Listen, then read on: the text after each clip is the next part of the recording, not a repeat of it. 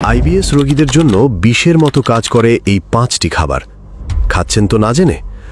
দুধ ও দুগ্ধজাত খাবার, গম, ময়দা জাতীয় খাবার, অতিরিক্ত মশলা ও ভাজা খাবার, কাঁচা পেঁয়াজ রসুন, ক্যাফেইনযুক্ত পানীয়।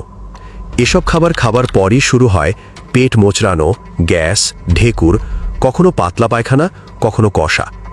বুঝতেই পারেন না শরীর কখন ভালো কখন খারাপ, কখনো কষা কখনো পাতলা পায়খানা, বারবার পেট মোচড়ানো, হজমে অসুবিধা, অস্বস্তি, মানসিক অস্থিরতা ও দুশ্চিন্তা, ঘুম কমে যাওয়া, শরীর ভারী লাগা।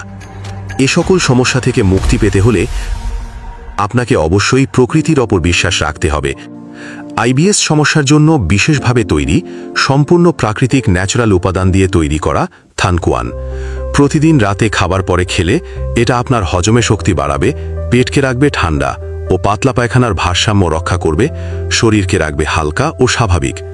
তাই আর বেশি দেরি না করে যদি সমাধান পেতে চান স্থায়ীভাবে, তাহলে স্ক্রিনে দেওয়া নাম্বারে যোগাযোগ করুন অথবা নিচের অর্ডার নাও বাটনে ক্লিক করে আপনার নাম, ঠিকানা সাবমিট করে অর্ডার কনফার্ম করুন।